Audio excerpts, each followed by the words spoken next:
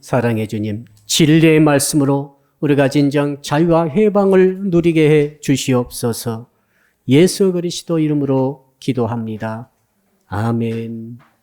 오늘 주시는 말씀을 찾아서 교독으로 봉독하도록 하겠습니다. 구약 성경 창세기 18장 1절로 8절의 말씀입니다. 구약 성경 21쪽을 펴주시기 바랍니다.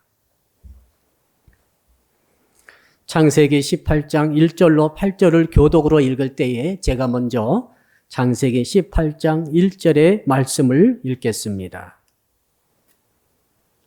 여호와께서 마므레의 상수리 나무들이 있는 곳에서 아브라함에게 나타나시니라. 날이 뜨거울 때에 그가 장막문에 앉아 있다가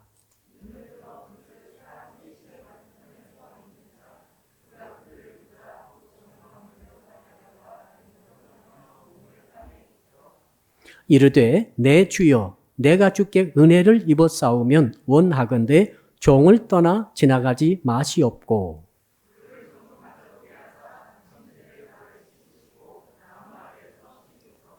내가 떡을 조금 가져오리니 당신들의 마음을 상쾌하게 하신 후에 지나가소서. 당신들이 종에게 오셨음이니이다. 그들이 이르되 네 말대로 그리하라.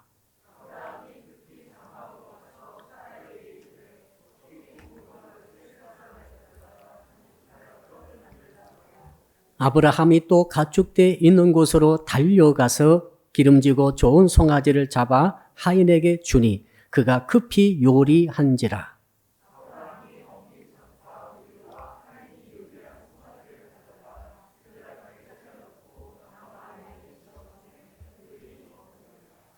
아멘. 오늘 말씀의 제목 같이 한번 따라하겠습니다. 구하여 받는 은혜를 받읍시다. 우리 옆 사람 인사합시다. 당신은 무엇을 가장 좋아하십니까? 한때 저는 로맨스가 가장 좋다고 생각했습니다. 사랑이야말로 신세계가 열리는 것이죠. 사랑에 빠지게 되면은 아무것도 가지지 아니하였으나 세상 모든 것이 내 것 같습니다. 아무것도 안 먹어 배가 고프지만 배고픈 줄을 모르게 됩니다. 그런데 이런 말이 있죠.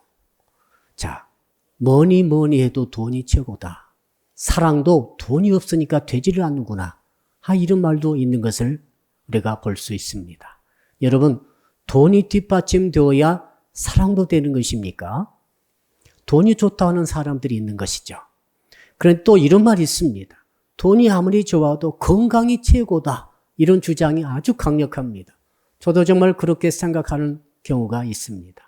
돈이 아무리 많아도 건강 잃어버리면 그 많은 돈은 종이 조각처럼 정말 휴지처럼 버려지는 것을 볼 수가 있습니다. 그런데 오늘 본문에서는 이 사랑보다, 로맨스보다, 돈보다, 건강보다 더 좋은 것이 있다고 말합니다. 그게 뭡니까? 은혜이죠. 한번 따라 할까요? 은혜가 최고입니다. 자, 사랑이 좋은데 은혜가 빠져버린 로맨스를 생각해 보십시오. 서로 죽고 못 살아서 결혼하고 서로 사랑했는데 은혜가 빠져버리니까 그 사랑이 지옥과 같습니다. 지독한 사랑이라고 하는 이 김동욱 씨가 부른 노래가 있어요. 그 노래 가사말에 이런 가사가 있습니다.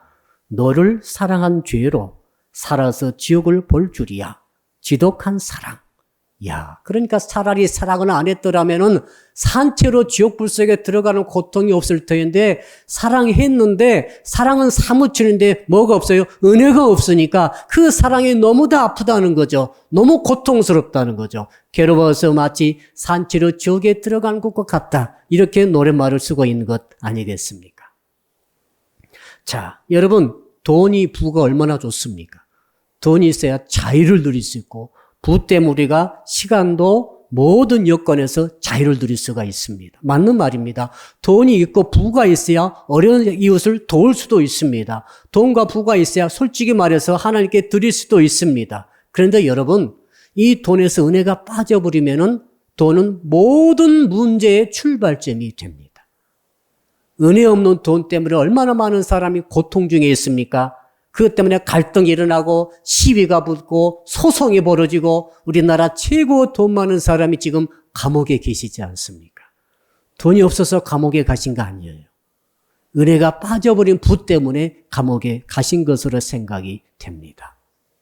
여러분 또 생각해 봅시다. 이 건강이 얼마나 좋습니까? 건강해야 모든 것을 할 수 있기 때문에 그렇습니다. 그런데 가정해 봅시다. 이 건강하신데 은혜가 빠져버렸어요.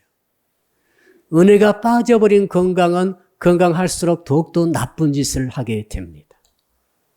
자, 차라리 체력이 없고 건강하지 못한 사람은 밤새워 도둑질 하라고 그래도 못합니다. 날마다 사기치고 돌아다니라고 그래도 힘이 없어서 못하는 거예요. 날마다 바람 피우라고 그래도 체력이 안 되는 사람들은 바람도 못 핍니다. 약골들은 바람도 못 피워요.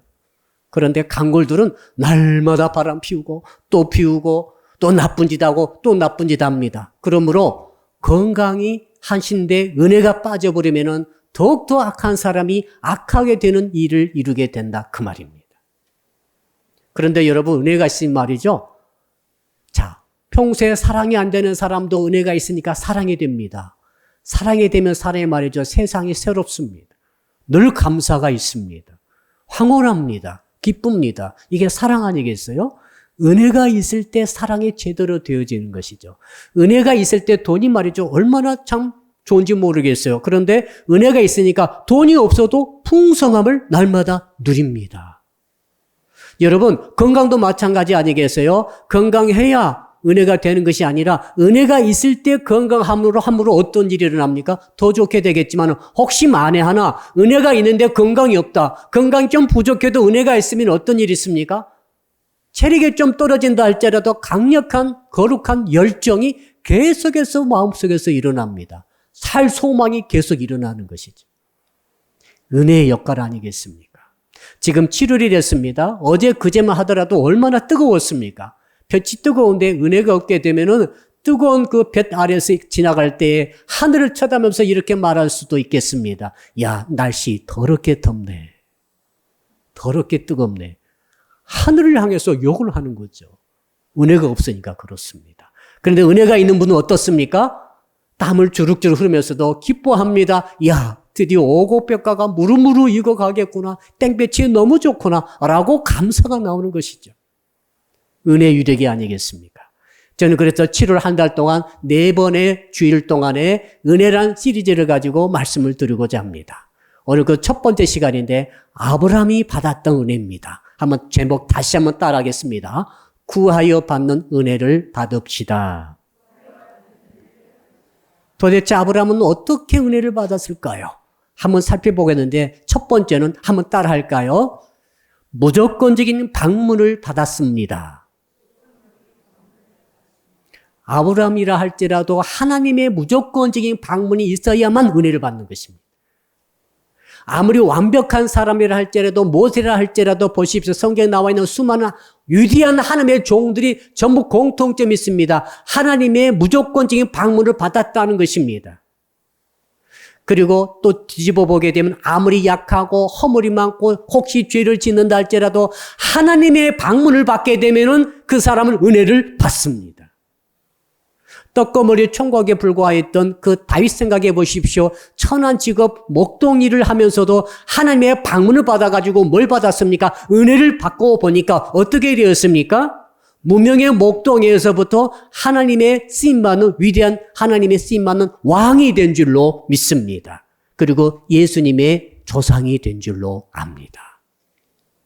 여러분, 사울은 말이죠. 다소 출신의 사울이 했지 않습니까? 율법의 학자였습니다. 그는 말이죠. 정말 은혜 받기 전에는 하나님의 무조건적인 방문 받기 전에는 예수 믿는 사람을 잡아 죽이려고 쫓아다니던 그런 악한 사람이었어요. 독한 사람입니다. 그런데 그에게 어느 날 부활의 주님께서 무조건적으로 찾아오셨습니다.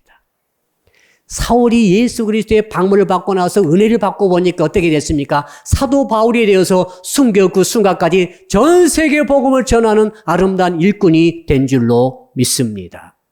평생 고기 잡으러 다니던 시몬을 생각해 보십시오. 그가 한 일은 고기 잡는 일밖에 없습니다. 그런데 그 시몬에게 어느 날 우리 예수께서 무조건적으로 찾아와 주셨습니다. 그때 주님과 만남이 있은 후로 시몬이 은혜 받아서 어떻게 됩니까?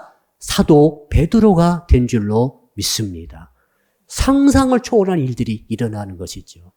나사렛이라고 하는 아주 쉬운 말, 아무것도 모르는 그 수처녀 마리아가 있었지 않습니까? 그 마리아에게 어느 날 우리 주님께서 가브리엘 천사 통해서 무조건적으로 찾아오십니다. 만나주시니까 그 처녀가 정말 메시아 예수 그리스도를 잉태해서 출산하는 어마어마한 은혜를 받게 된 줄로 믿습니다. 그때 가브리엘 천사가 마리아에게 말하기를 은혜 받은 자요 라고 칭하고 있습니다. 문제는 저와 여러분들 아닙니까?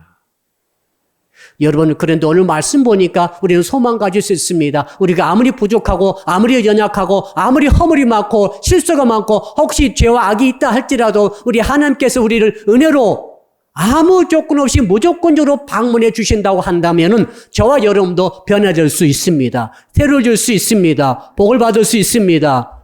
엄청난 인생의 역전이 일어날 수 있습니다. 단 조건은 없습니다. 오직 하나님이 무조건적으로 우리를 방문해 주시면 되는 거예요.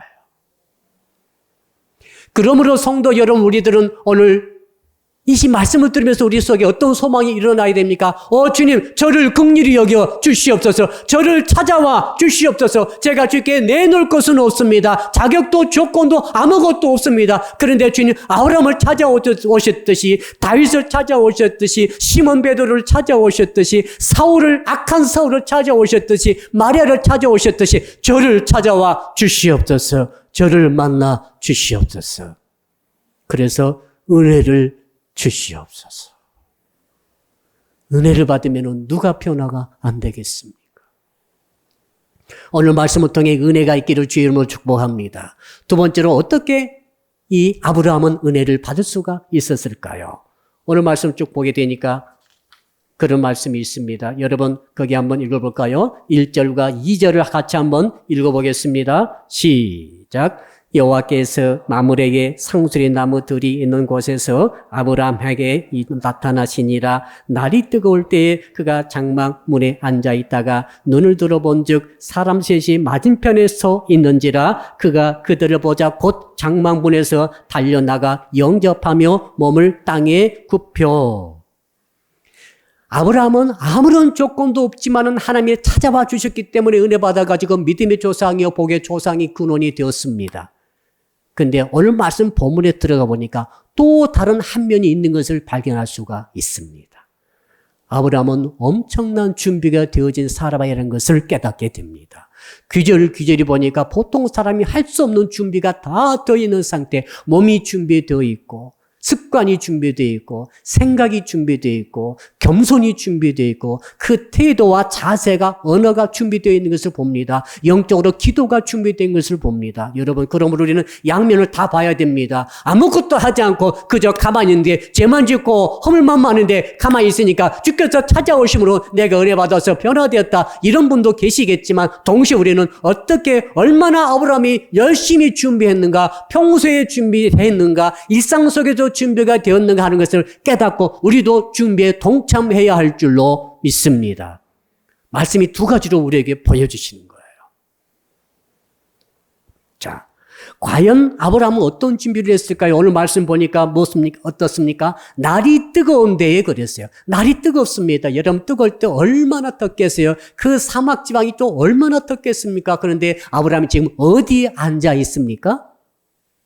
시원한 장막 안에 들어가가지고 그 그늘 속에 들어가서 시원하게 부채를 붙이면서 그곳에 쉬면서 그렇게 있었습니까? 오늘 말씀 보니까 그게 아닙니다. 이 날이 뜨거운데 장막 문 앞에 앉아 있었어요. 이상하지 않습니까? 그 날이 뜨거우니까 들어가야 되는데 왜 나와 있을까요? 왜 나와 그 뜨거운 햇볕을 다 받으면서 그 어려움 속에 견디면서 그렇게 땀을 흘리면서 혹은 힘들어하면서도 그 문 앞에 앉아 있었을까요? 무엇인가 누군가를 기다리고 있는 건 모습입니다. 기다리고 있는 거죠. 이 보통 사람이 할 일이 아닙니다. 가장 뜨거울 때 여러분 땡볕에 일본도 있기가 어렵습니다. 근데 그곳에서 줄창 앉아서 누군가를 간절하게 기다리고 있는 그 모습을 아브라함이 보여주지 않습니까? 아브라함은 기다리는 햇빛 속에서도 기다리는 그 훈련과 기다리는 그 자세가 되어 있다는 사실이죠. 택배 아저씨가 집에 찾아오면 기다려요, 안 기다려요? 기다립니다. 어디서 기다립니까? 집에서 기다리지. 에어컨 틀어놓고 시원한 수박을 먹으면서 소파에 탁 누워가지고 택배 아저씨 곧 오시겠지라고 기다리면 됩니다. 아무 이상 없습니다. 근데 여러분 가정해 봅시다. 문재인 대통령께서 찾아오셨다고 합시다. 누천 우리 아파트를 방문하신다고 연락이 왔어요. 그럼 여러분 어디서 기다리시겠어요? 집에서 에어컨 켜놓고 차분히 기다리겠어요? 아니면은 곧 오시겠으니까 어디 갑니까? 밑으로 내려가서 현관 앞에 거기 마당에 서가지고 혹시 기다리지 않겠습니까? 대통령이 오신다 할지라도 그 집 안에서 차분히 소파에 들어 누워서 그렇게 기다릴 사람이 누가 있어요? 이 아브라함 말이죠. 기다릴 자세가 다르지 않습니까? 주님을 기다리면서 혹은 주님인지 아닌지 모르기 때문에 나그네를 누구라도 기다리는데 왜 아브라함은 이렇게 간절하게 기다리는 마음을 가지고 그곳에 있었을까요? 하나님은 기다리는 자에게 은혜를 주신 줄로 믿습니다. 기다리셔야 됩니다. 여러분 기다리셔야 돼요. 햇빛이 때려 비친다 할지라도 기다려야 됩니다. 시원하게 편하게 기다리는 게 아니에요. 정말로 나에게 귀한 사람이 온다고 한다면, 정말로 지체가 높으시면 온다고 하면 여러분 가정해 보세요. 정말 하나님께서 여러분을 지금 방문하실 때 여러분 어디서 기다리시겠어요? 우리 집으로 방문하신다 한다면 우리도 아브라함처럼 바로 장막 문 밖에 나가가지고 한참 나가가지고 오시는 길을 쳐다보면서 기다리지 않겠습니까? 이 자세가 은혜를 받을 만한 준비가 되어진 자세라 그 말이죠. 또한 아브라함은 어떻게 했습니까? 한번 따라합시다. 눈을 들어 바라보았습니다. 여러분 그 한낮에 사막의 열기가 얼마나 뜨겁겠어요? 그 장막에 딱 앉아가지고 그저 앉아서 힘들게 왔다 갔다 하고 또 이것저것 쳐다보는 게 아니라 시선이 일직선으로 앞을 향하여 쳐다봤다고 되어 있습니다. 왜 그렇습니까? 여러분 저 앞에 지평선이 있고 지평선에 아지랑이가 아주 그 열기가 무럭무럭 올라오는데 사람이 잘 보이지도 않습니다. 자, 일렁일렁이는 뜨거운 공기 속에 하나님의 방문을 기다리고 있는 것 아니겠어요? 시선이 중요하죠. 아브라함이 그곳 문 앞에 앉아서 다른 것을 쳐다본 게 아닙니다. 낙타를 쳐다본 게 아니고 다른 사람 쳐다본 것도 아니고 바로 아무것도 보이지 않지만 지평선을 멀리 쳐다보고 있습니다. 나를 방문하시는 그분을 지금 바라보고 있는 것입니다. 시선이라고 하는 노래가 있죠. 우리 교회에서도 몇 번 찬양단이 불렀습니다. 시선, 후렴입니다. 모든 시선을 주님께 드리고 살아계신 하나님을 느낄 때 내 삶은 주의 역사가 되고 하나님이 일하기 시작하네. 시선을 주님께 드리니 주님이 일하시더라. 아브라함의 시선을 주님께 드리고 보이지 않지만 드렸으니 주님께서 이 시선을 타고 우리에게 찾아오시듯이 아브라함을 찾아오신 것 아니겠어요? 여러분의 시선이 어디 있습니까? 주 예수 그리스도 우리 하나님 아버지 성령 하나님께 말씀의 시선 두시기를 주 이름으로 축복합니다. 그럴 때 그 시선을 타고 주께서 역사하시고 성령으로 찾아오시는 은혜가 있는 줄로 믿습니다. 자, 그러니 아브라함에게 하나님께서 은혜를 가지고 찾아오실 만하다 하는 생각이 드는 거예요. 또한 아브라함은 어떻게 했습니까? 2절을 보니까 한번 따라합시다. 달려나가 엎드려 절을 했습니다. 이렇게 장막 문 앞에서 뜨거운 햇빛 안에서 정말 기다리는 그분, 가장 고귀한 귀한 그분을 기다리고 있을 때 그분이 나그네일 수도 있고 하나님일 수도 있지만 일상 속에서 그는 하나님을 기다렸습니다. 그리고 드디어 주의 모습이 나타난 거죠. 시선을 주께 드렸을 때 주께서 정말 그 시선 타고 저쪽에 나타나셨는데 세 사람의 모습으로 나타나셨습니다. 한 분은 하나님이시고 두 분은 천사가 아닌가 그런 생각을 하게 됩니다. 하나님이 나타나신 거죠. 그러나 아브라함은 모릅니다. 그냥 나그네일 수 있습니다.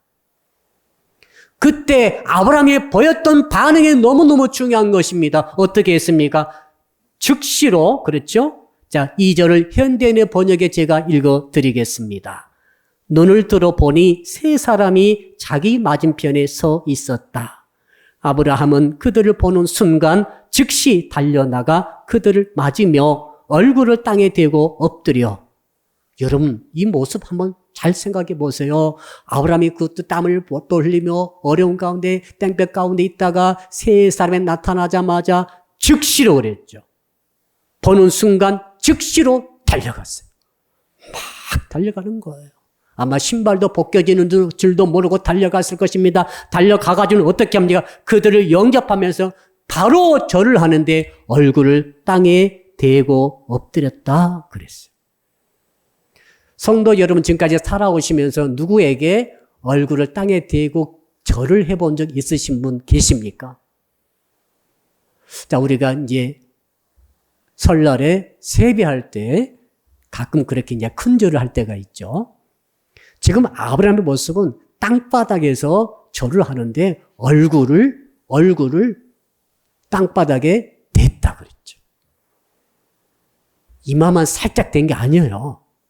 얼굴을 쳐박은 것처럼 됐다 이 말이에요. 왜 이렇게 했을까요? 지금 이분이 하나님이고 이분이 무슨 왕이고 무슨 귀족이고 그러기 때문에 아브라함이 간 거 아닙니다. 이 세 사람이 나그네로 지금 생각하고 있어요. 아직 하나님이신지를 모르는 것입니다. 그럼에도 불구하고 어떻게 이렇게 할 수 있을까? 사랑하는 성도 여러분, 마치 100m 선수가 막 출발해가지고 달리기 하는 것처럼 그 모습이 그대로 보이는 것 같습니다. 그러니까 누가 오시기만 하면은 신호만 떨어지면 바로 달려가겠다라고 준비 다 갖추고 있다가 드디어 신호가 딱 떨어지니까 달려가는 모습. 달려가서 어떻게 합니까? 바로 거꾸로져 엎드려지듯이 거기에서 얼굴을 대고 절을 올리며 경배를 올리고 상대방을 높이고 자신을 낮추는 이런 자세. 그분이 하나님이 아니라도 그냥 지나가는 나그네라 할지라도 나와 큰 상관이 없는 사람이라 할지라도 무슨 경경심을 발휘할 수 있는 얻을 수 있는 그런 사람이 아니라 할지라도 이렇게 상대방을 높일 수 있으며 나를 낮출 수 있는 이 아브라함은 도대체 어떤 마음을 품고 있었을까? 우리 하나님께서 은혜를 주시는 사람은 그런 사람이 아닐까? 겸손한 자에게 은혜를 주시고 교만한 자는 은혜를 주시지 않는다라고 신약과 구약에 다 나와 있지 않습니까? 아, 과연 아브라함은 준비가 되어 있는 사람이었구나 깨닫습니다.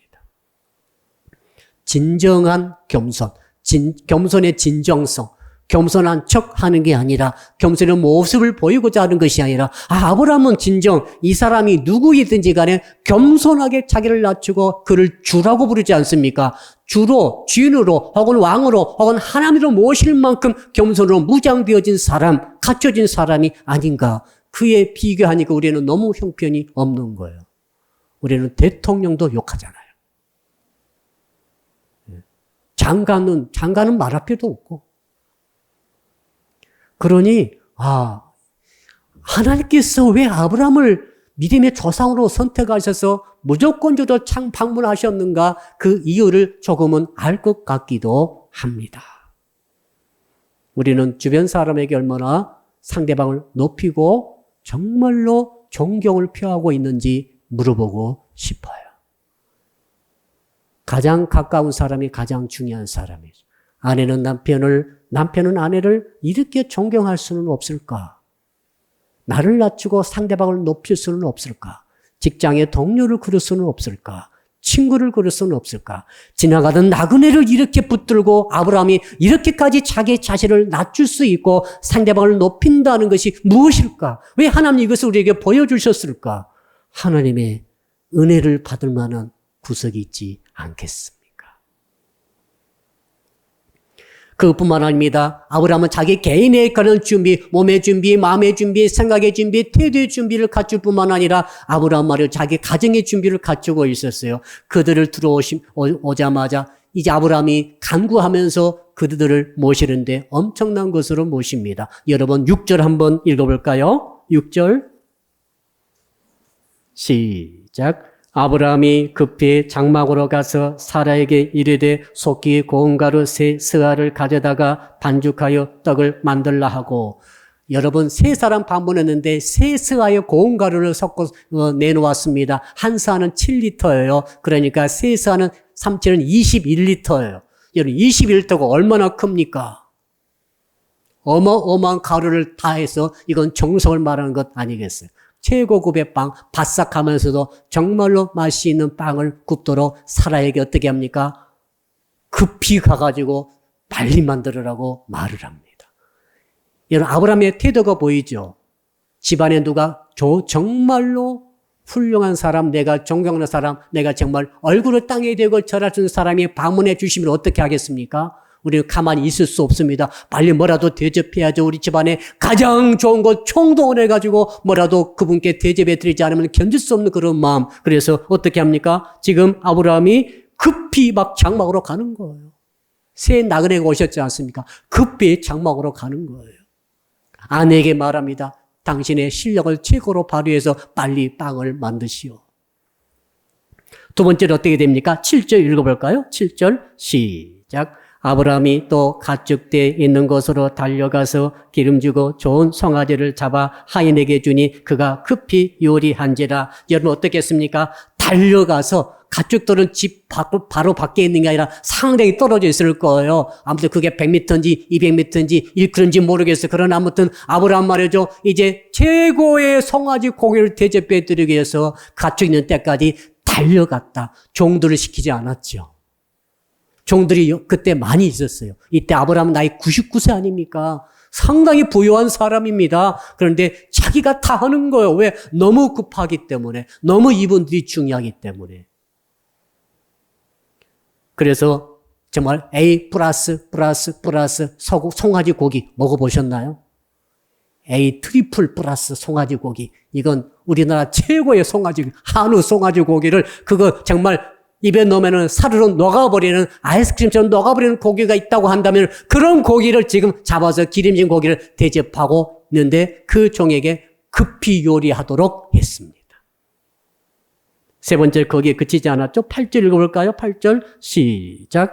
아브라함이 엉긴 젖과 우유와 하인이 요리한 송아지를 가져다가 그들 앞에 차려놓고 나무 아래 모셔섬에 그들이 먹으니라. 엉긴 젖, 최고로 신선한 젖과 우유를 대접하고 있습니다. 여러분, 이 준비가 되는 거예요. 이분들이 하나님이기 때문에, 지체 높은 분이기 때문에 한 게 아니라 이분들이 나그네이든 하나님이든 나그네 또 평범한 사람이든 지체 높은 사람은 상관이 없이 일상 속에서 아브라함은 그분들을 누구든지 상관없이 대접하고 할 수 있는 모든 준비, 자기를 낮추고 상대방을 높일 수 있는 모든 준비를 갖추고 있는 사람인 줄로 압니다. 이것이 다른 점이죠.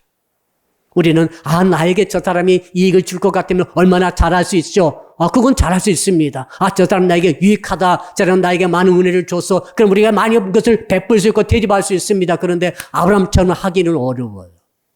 그냥 나그네인데 이렇게 어떻게 대접할 수 있을까? 은혜 받는 마음이 다르구나.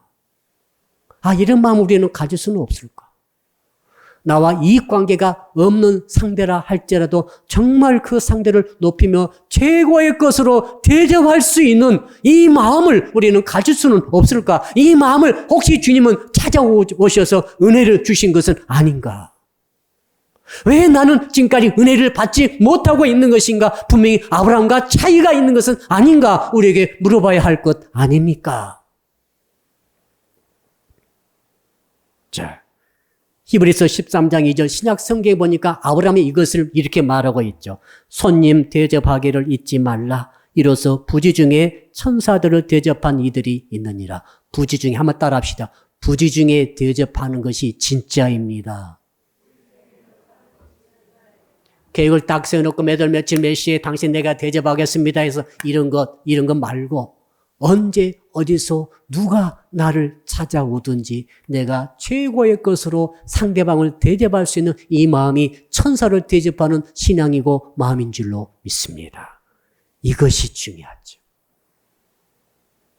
이런 마음씨를 우리는 가질 수가 없을까? 이제 마지막으로 아브라함의 최고의 준비가 있습니다. 한번 따라할까요? 아브라함은 영적인 준비를 하였습니다. 몸의 준비, 음식의 준비, 교무들의 준비 다 했습니다만 진짜 중요한 것은 이 마지막 지금 세 번째죠. 한번 따라합시다. 기도로 준비합시다.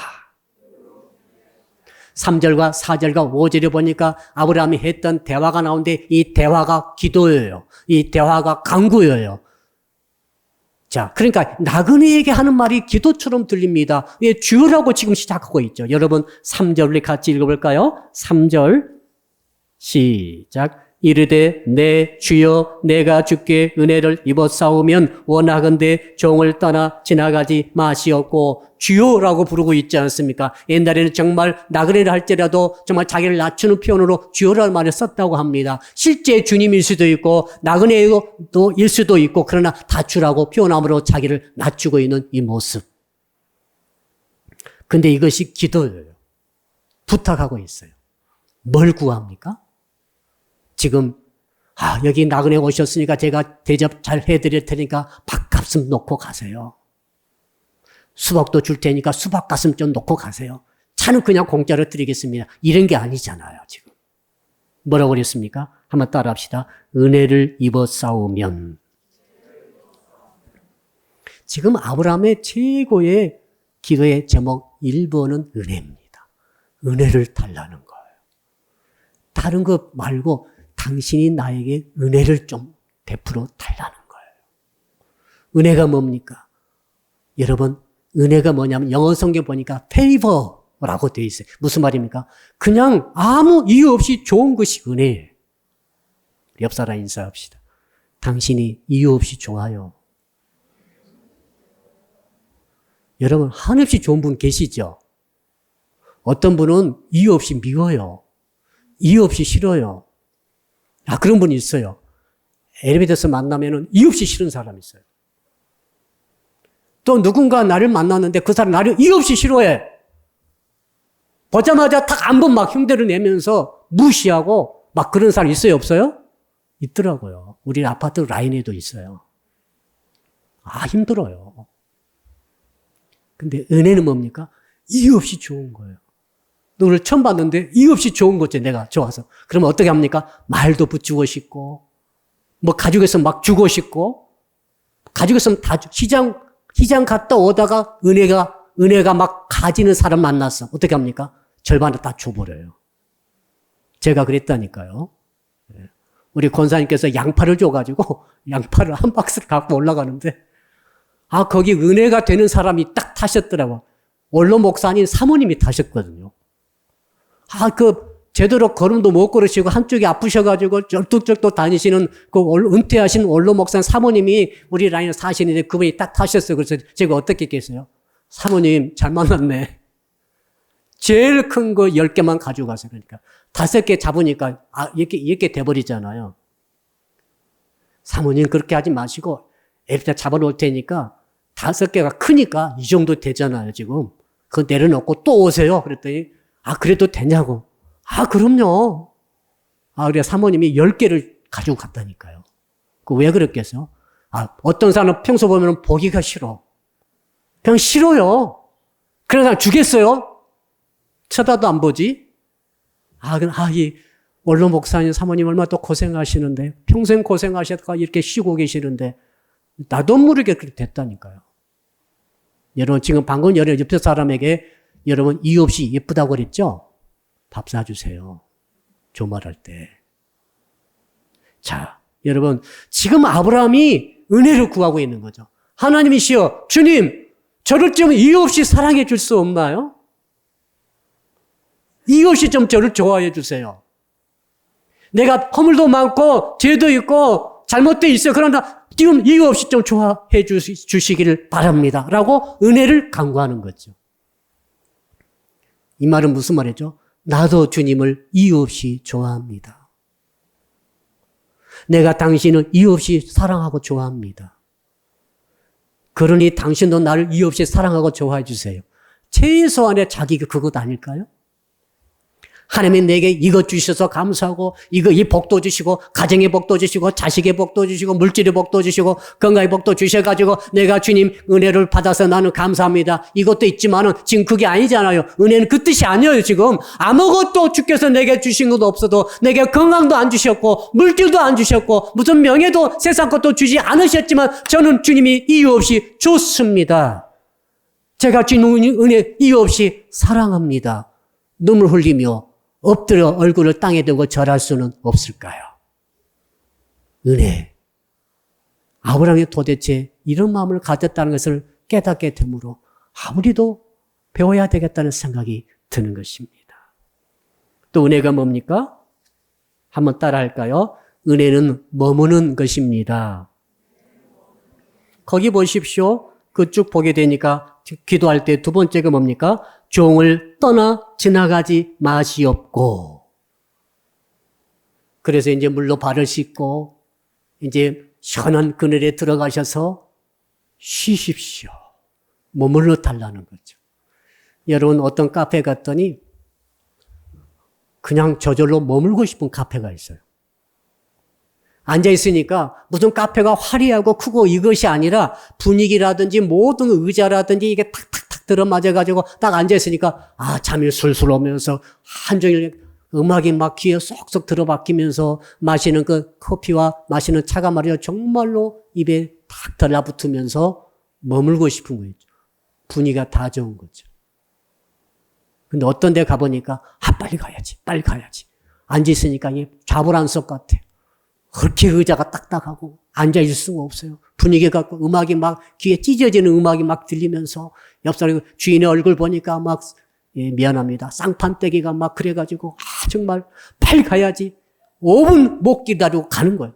그냥 이게 컵에다 따랐다가 이게 테이크아웃 해달라고. 그렇게 가지 않겠어요. 어떤 가게가 은혜가 있어요? 머물고 싶은 가게. 1시간 지난지도 모르게 계속 머물러 있는 거죠, 내가. 여러분, 어떤 가게가 성공하겠어요? 은혜가 있는 가게가 성공합니다. 주님께서 여러분 찾아오셨어요. 종아, 난 너희 집에 오래 머물 수가 없구나. 너무 내가 불편해. 정말 불쾌하기 짝이 없구나. 나 그만 가야 되겠다. 가시면 여러분 끝장이에요. 여러분 끝장이라고 정말. 주님이 오셔가지고 종아 네 마음이 이렇게 포근하구나. 내가 한없이 너와 함께 있고 싶어. 내가 너와 함께 있을게. 얼마나 좋아요. 이게 은혜 받은 거죠. 지금 아브라함이 그걸 요구하고 있습니다. 주님 오시옵소서. 발도 씻어드리겠습니다. 그늘에 쉬십시오. 먹을 거 3종 세트로 막 준비를 빨리 해가지고 이거 드시면서 마음을 상쾌하게 하시면서 여기에 쉬어 가십시오. 머물러 주십시오. 그래서 주님께서 머물러 주신 줄 믿습니다. 충분한 시간 머무르면서 아브라함과 교제를 나눴겠죠. 우리가 은혜를 받으려면은 주님이 우리 속에 머물 수 있도록 우리는 공간을 만들어야 됩니다. 마음의 공간, 삶의 공간을 만드셔야 돼요. 그것도 없이 날마다 죄를 지으면서 날마다 험한 말과 험한 행동하면서 주님 은혜로 좀 머물러 주십시오. 아무리 부탁해 보십시오. 주님께서도 좀 인격을 가지신 분이기 때문에 곤란하지 않겠어요. 자, 거의 보겠습니다. 또 보니까 4절 쭉 보면은 우리 4절 한번 읽어볼까요? 4절 시작. 물을 조금 가져오게 하사 당신들의 발을 씻으시고 나무 아래서 쉬소서. 주님은 여러분 마음속에 오셔서 쉴 수 있습니까? 정말입니까? 쉴 수 있나요? 여러분의 삶 속에 오셔서 평안히 좀 쉴 수는 없을까요? 주님이 쉴 수 없게 만들어버린다고 한다면, 주님의 평안을 누릴 수 없다고 한다면 우리가 어떻게 은혜를 받을 수가 있겠습니까? 또 보니까 마지막으로 보니까 마음을 상쾌하게 하신다고 하라고 말하고 있죠. 여러분 거기 한번 또 읽어볼까요? 우리 이제 5절 자 같이 읽읍시다. 시작. 내가 떡을 조금 가져오리니 당신들의 마음을 상쾌하게 하신 후에 지나가소서. 당신들의 종에게 오셨음이니이다. 그들이 이르되 네 말대로 그리하라. 상쾌하단 말은 불쾌하다의 반대말이죠. 어떤 집에 가면 상쾌해요. 어떤 사람 만나면 상쾌해요. 어떤 아기 만나면 상쾌해요. 강아지 좋아하는 사람들은 강아지만 보면 상쾌해지더라. 여러분, 주님께서 여러분에게 오셔가지고 여러분에게서 상쾌함을 느낄 수 있습니까? 그걸 주께서 물어보시는 것 같아요. 야, 내가 너에게 가니 마음속에 온갖 혈기와 분노가 가득 차 있고 온갖 종류의 탐욕과 좋지 못한 시기 질투가 가득 차 있는 상태로 정말 온갖 참 그게 잡동사니가 가득 차 있는데 그것에 주께서 상쾌하게 계실 수 있겠나요? 불가능하지 않겠습니까? 오늘 주께서 그걸 말씀하시는 것이죠. 상쾌한다는 말은 다른 성경 보니까 힘을 얻으신 다음에 주께서 오셔가지고 힘을 얻으셔야 돼요. 여러분 누구 집 들어가면 힘 얻는 집 있죠? 힘을 얻어요. 누구 만나면 힘을 얻어요. 그런데 어떤 사람 만나면 힘이 빠져버려. 있던 소망도 사라져버려. 상쾌하지 못하기 때문에 그렇죠. 또 다른 세 번역 보니까 기분이 상쾌해진 다음에 감정이 상쾌해야 돼요. 기분 좋게 되어야 됩니다. 마지막으로는 피곤을 푸신 후에. 여러분 어떤 집 가면은 피곤이 싹 풀리죠. 어떤 사람 만나면 피곤이 막 쌓여. 아, 피곤해. 주께서 여러분 찾아오셔서 여러분 만나주셨는데 여러분 만남 속에 주님이 피곤을 느끼신다고 한다면 얼마나 곤란하겠어요. 결론입니다. 아브라함이 이렇게 은혜를 받았습니다. 한쪽으로는 무조건적인 방문 받아서 은혜를 받았습니다. 그건 한편으로는 마음의 준비, 몸의 준비, 절하는 자세의 준비, 모든 음식 준비하는 준비, 자기를 가장 낮추고 상대방을 가장 높이는 준비, 특별한 스페셜로 음식한 게 아닙니다. 일상 속에서 모든 삶의 마음의 준비가 되어 있어서 주께서 오시든지 나그네가 오시든지 이웃이 오든지 간에 그렇게 아주 똑같이 대접할 수 있는 그 마음의 자세. 그리고 주님께서 머물고 싶어 하시는 상쾌한 마음, 쉴 수 있는 마음으로 준비한 아브라함. 은혜를 받은 아브라함인 줄로 믿습니다. 결론입니다. 은혜 없이는 저희는 살 수 없습니다. 왜 그런가 하면 우리는 너무너무 악하기 때문에 그렇습니다. 어떻게 은혜를 받아야 됩니까? 우린 기도하셔야 됩니다. 구하여 얻는 은혜. 정말 아무 조건 없이 찾아오시는 하나님의 긍휼의 방문하심을 늘 사모하며 바라보며 기다리고 있어야 할 줄로 믿습니다. 동시에 그건 놔두고 동시에 우리는 정말 내 마음의 자세를 낮추고 주님이 거하시게 상쾌하고 거하시게 계속 머물 수 있고 쉴 수 있는 그런 마음으로 우리가 우리 자신을 준비함으로 은혜를 받으시기를 주 이름으로 축복합니다. 기도하겠습니다. 우리 주여 부르고 1분간 기도합니다. 주여 아버지 하나님 감사합니다. 구하여 받는 은혜를 받은 아브라함처럼 주님 저에게도 아무 조건 없이 방문하여 주시옵소서. 찾아와 주시옵소서. 우리는 허물과 죄가 많습니다. 긍휼히 여기셔서 찾아와 주시옵소서. 뿐만 아니라 아브라함처럼 주님으로 모시며 아버지 일상 속에서 어떤 사람이든지 주님이든지 지체 높은 사람들이 상관없이 자세를 낮추고 상대방을 높일 수 있는 이 마음을 주시옵소서. 겸손을 주시옵소서. 머리를 땅에 대고 저를 올릴 수 있는 이 겸손함을 주시옵소서. 아버지 마음을 상쾌하게 드릴 수 있는 우리의 마음이 되게 하여 주옵소서. 아버지 하나님 정말 우리를 좋게 보아주시옵소서. 아무 조건 없이도 주님을 좋아하듯이 주께서도 우리를 아무 조건 없이 좋아해 주시는 은혜를 우리에게 허락해 주심으로 이 험한 세상 속에서도 승리로 살아가는 우리 모든 성도님들이 다 되게 하여 주시옵소서. 감사하며 예수 그리스도 이름으로 기도합니다. 아멘.